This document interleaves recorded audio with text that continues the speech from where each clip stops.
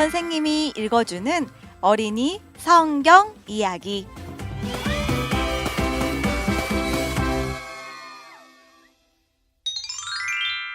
(133번) 이야기. 누부갓네살 왕이 한 꿈을 꾸었어요. 다니엘 2장 말씀. 다니엘이 살던 시대는 위대한 기적들이 일어나는 시대였어요. 하나님은 자주 위대한 기적을 땅에 베푸셨는데 땅의 이방 왕들에게 이상한 꿈을 꾸게 하심으로 그 일을 행하시곤 했지요. 이번에는 하나님이 느부갓네살 왕에게 한 꿈을 꾸게 하셨어요. 꿈에서 깨어난 후에 느부갓네살 왕은 꿈 때문에 낙심하고 고민에 빠졌어요. 느부갓네살 왕은 모든 현자를 불러 자기가 무슨 꿈을 꾸었는지 말하라고 했어요. 현자란 왕을 위해 지혜롭고 현명하게 말하는 사람을 뜻해요. 아마 왕은 자기 꿈을 기억하지 못했거나 어쩌면 너무 고집센 사람이어서 자기 꿈을 이야기하지 않으려고 한 것 같아요.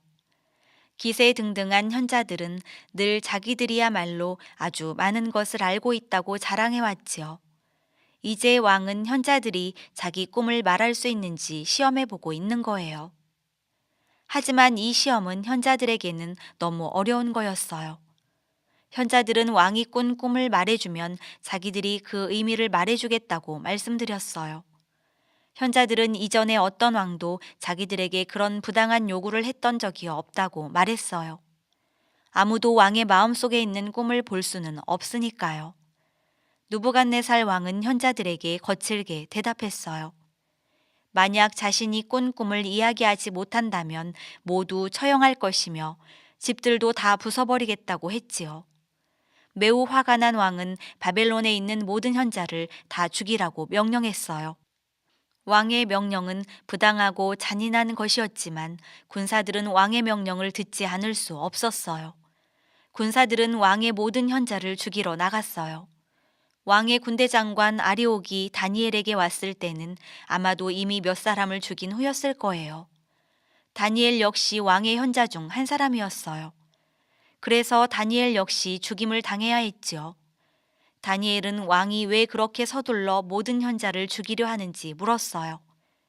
그러자 아리옥은 왕의 꿈 이야기를 들려주었어요.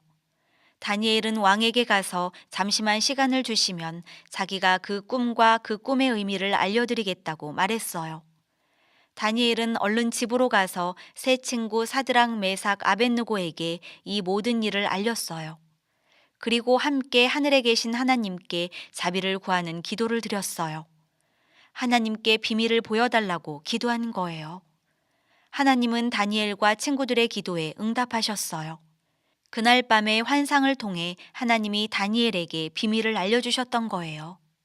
아, 다니엘은 위대한 비밀을 알려주시고 모든 것을 아시는 위대하신 하나님께 얼마나 감사했을까요? 그 후에 다니엘은 느부갓네살 왕 앞에 섰어요. 왕이 물었어요. 내가 그 꿈을 나에게 알려줄 수 있다고 했느냐? 다니엘은 느부갓네살 왕에게 자기는 다른 현자들보다 더 지혜롭지는 않다고 대답했어요. 그리고 하지만 비밀을 보여주시는 분은 하늘에 계신 하나님이십니다 라고 말했어요.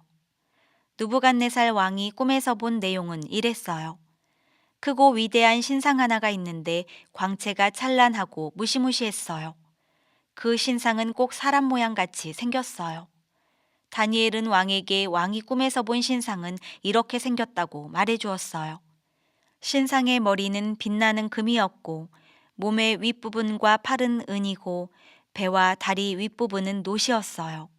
노은 금과 비슷하게 생겼어요. 다리의 나머지 부분은 철이었는데 발의 얼마는 쇠고 얼마는 진흙이었어요. 왕은 꿈에서 사람이 손으로 잘라낸 게 아닌 돌 하나가 산에서 나오는 것을 보았어요. 그 돌은 굴러와서 신상의 발을 쳤고 신상은 박살났어요.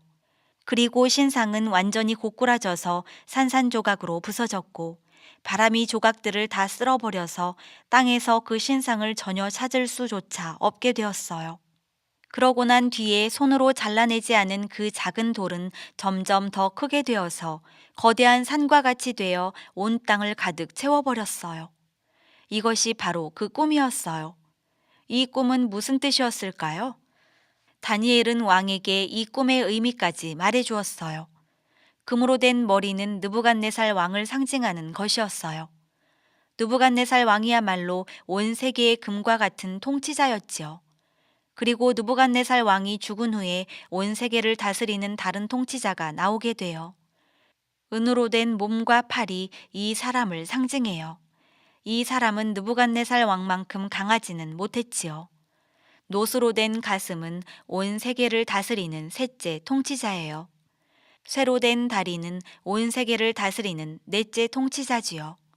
그 후에 신상의 발 부분을 보면 발에 얼마는 쇠, 얼마는 진흙으로 나눠졌지요. 이것은 세상의 땅들이 나뉠 것을 상징하는 것이었어요. 아무도 더 이상 온 세계를 한꺼번에 다스리지는 못할 거예요. 바로 그때 사람이 잘라낸 것이 아닌 한 돌이 산에서 나오게 되는데 이 돌은 바로 예수님을 상징하는 거예요. 돌이 나오는 때가 바로 예수님이 태어나신 때지요. 예수님이 구유에서 태어나셨을 때는 겨우 작은 돌뿐인 것처럼 보였어요. 하지만 예수님은 하나님이에요. 예수님은 사시고 죽으시고 부활하시고 하늘로 돌아가실 거예요. 그리고 곧 다시 오실 거예요. 그래서 모든 악한 왕을 부수시고 예수님과 함께 있는 모든 자기 백성에게 새 하늘과 새 땅을 채워주실 거예요. 마치 꿈에서 그 작은 돌이 산처럼 되어 온 땅을 가득 채웠던 것처럼요.